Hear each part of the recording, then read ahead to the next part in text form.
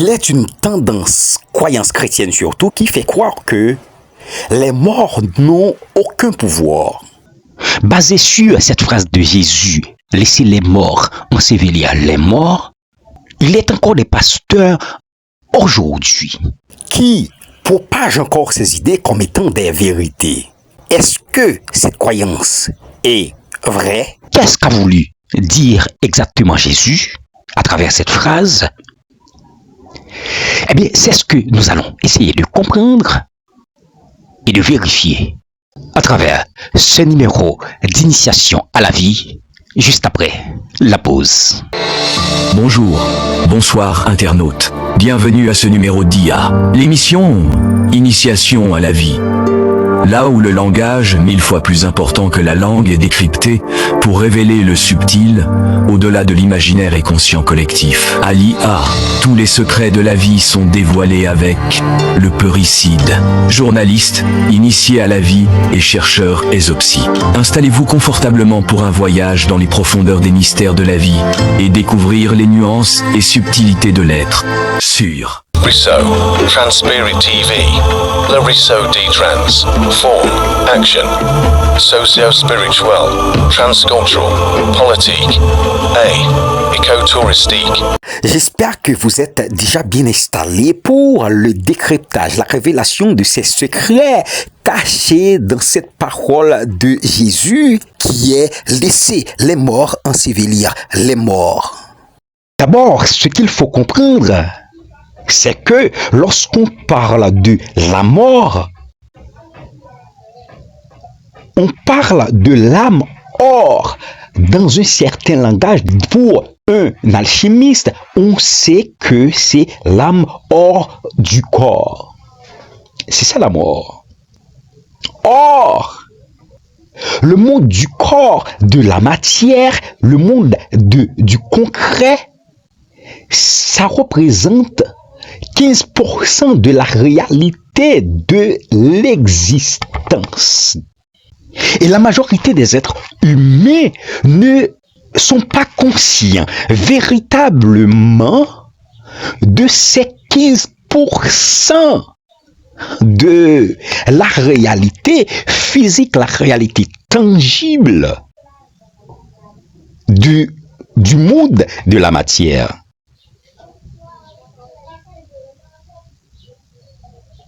Le monde qu'on appelle dans un esprit scientifique le monde abstrait, le monde invisible, qui généralement dans cette optique n'existe pas, c'est un monde imaginaire pour un esprit scientifique, eh bien ça représente 85% de la réalité existentielle de la vie. Et bien avant qu'on soit dans le corps, puisque l'être humain, l'homme, c'est quand même un être spirituel qui fait l'expérience, une expérience charnelle, non pas un être de chair qui fait une expérience spirituelle. C'est-à-dire, bien avant d'être incarné, d'être dans le corps, d'être dans ce monde de la matière, l'homme, l'être humain, l'âme vivait, l'âme existait dans la réalité abstraite, dans le monde invisible, dans les 85% de la réalité de la vie. Une fois incarné, une fois que l'homme maintenant gagne un corps, ou bien l'être, l'âme, lui-même lui vient gagner un corps, automatiquement, il vient dans le monde de la matière, et puis on l'appelle un vivant, un homme. Mais on dit vivant, c'est par rapport à quelle vision? L'homme est vivant par rapport à la vision de la matière, par rapport à sa position dans la matière. Mais pour un être qui a une vision initiatique, une vision spirituelle, l'homme peut ne pas être vivant. L'homme peut être considéré comme étant un mort. Et c'est là, lorsque ce citoyen, ce type a approché Jésus, lui demandant de le suivre, eh bien, Jésus lui a demandé de tout laisser tomber pour l'accompagner, pour le suivre. Et ce type, voulant retourner voir sa famille, ses amis, sa communauté pour annoncer son absence, Jésus lui a dit qu'il fallait laisser les morts ensevelir à leur mort. Donc les morts, c'était des vivants. Donc ces vivants considérés comme morts, ce sont des gens qui vivent dans un langage actuel, qui vivent pour le métro, boulot, dodo, pour le sexe, le plaisir et l'argent. Ce sont des gens qui n'ont pas conscience véritablement de ces 85% de la réalité de la vie auxquels ils ont accès. Et ces gens-là ne sont pas conscients que cette partie-là, cet aspect-là de la vie, ces degrés-là de la vie, et c'est de là que vient la véritable vie. Ce sont des gens endoctrinés dans des religions, des sectes. Ce sont des gens qui sont dans le paradigme, dans des croyances, dans des idées fixes, qui vivent dans l'ego. Donc, ce sont des morts, puisqu'il n'y a pas conscience de cette réalité qui est plus grande que tout ce qu'ils peuvent imaginer. Ce sont des morts. Donc, il fallait laisser, ou il faut laisser ces morts ensevelir les morts. Donc, il faut laisser ces gens-là vivre avec leurs semblables, ces vivants-là qui n'ont pas conscience de la véritable vie, de ce monde, de cette réalité dont Jésus était pleinement conscient. Il fallait les laisser vivre entre eux. Il fallait laisser se soigner, se parler, faire tout ensemble. Et toi-même, type, si tu veux connaître cette réalité, je vais te montrer cette vision, je vais te faire connaître les 85% de l'invisible, de l'existence, de cette réalité, de cette beauté, de la lumière, de la vie de Dieu. Donc toi, tu dois laisser tomber tout ça. Tu dois laisser tomber tes croyances aussi, tes croyances de mort. Tu dois laisser tes fréquentations de mort. Tu dois laisser complètement ta vie de mort, ta vie d'inconscience. Et laisser ces inconscients vivre avec d'autres inconscients. Ceci est tellement vrai que Jésus n'a pas voulu parler de mort, c'est-à-dire de âmes désincarnées, de gens qui ont déjà rendu l'âme. Il a voulu parler de ces vivants qui n'ont pas conscience de la réalité de la vie, qui vivent simplement pour le métro boulot dodo en fonction de la matière, non pas en fonction de l'invisible. Ils n'ont pas conscience qu'ils sont des êtres spirituels qui font une expérience dans la matière. Donc ils vivent en fonction de cette réalité dite humaine, de la matière, donc ce sont des morts. Maintenant, si tu veux me suivre, il faut laisser tomber tout ça et moi-même, je vais te permettre d'avoir conscience et connaissance de ces 85% de la réalité de la vie, cette réalité qui mène vers l'infini, vers l'éternité, vers l'immortalité. Donc, il faut comprendre que cette vérité est tellement criante que Jésus lui-même a rencontré des morts. Ah, ce que je viens de dire là est choquant. Jésus a rencontré des morts. Les morts, c'est ce qu'on appelle les ancêtres. N'oubliez pas que, avant d'être trahi par l'un de ses disciples, Judas, Jésus s'est rendu sur le mont Sinaï avec quelques disciples.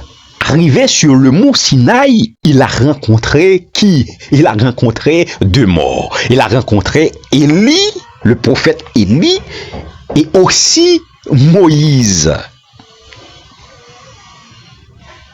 Et ces deux sont venus lui parler avant d'aller subir la dernière épreuve de sa vie, cette expérience de crucifixion, de trahison et de crucifixion.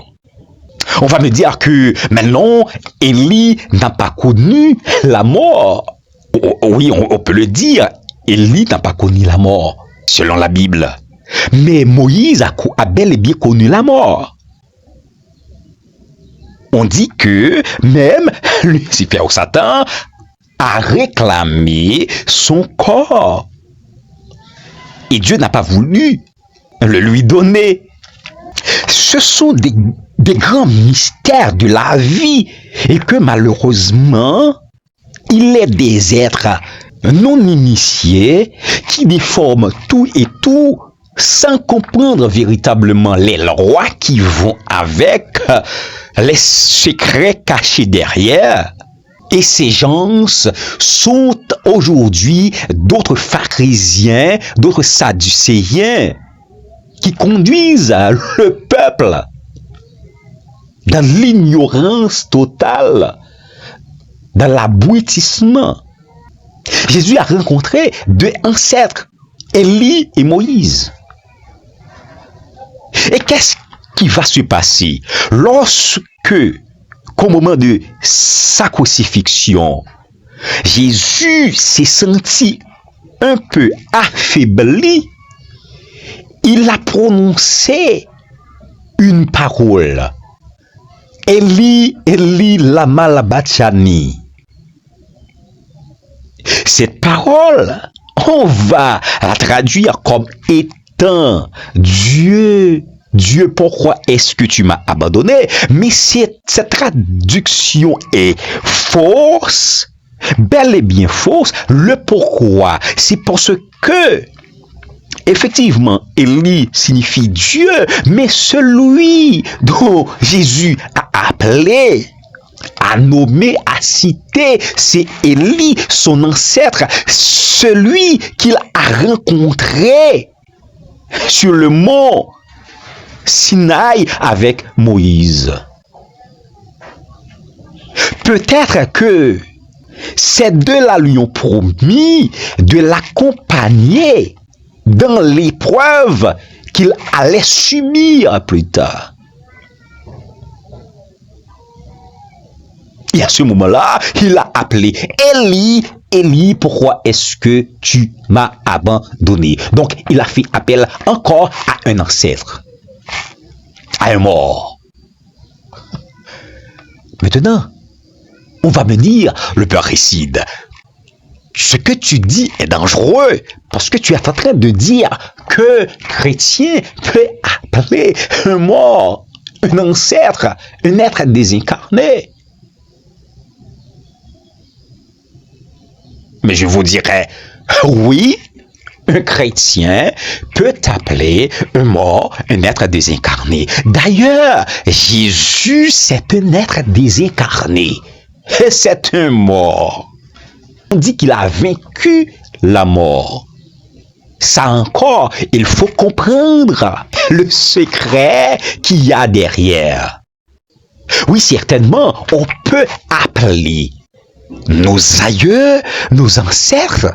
Maintenant, ce qui est compliqué, la subtilité qu'il y a dans la chose, c'est qu'il faut savoir véritablement quel ancêtre appeler, quand l'appeler, pourquoi l'appeler. Suivant le chemin spirituel dans lequel on se trouve.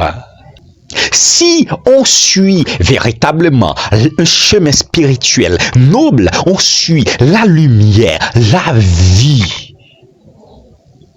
on suit Dieu. Maintenant, il faut comprendre, il faut savoir quel ancêtre appeler en fonction de ce chemin-là, en fonction de cette voie-là que l'on suit. Et c'est là, si vous voulez savoir quel ancêtre appeler et pourquoi, comment l'appeler, il ne vous reste qu'une chose à faire.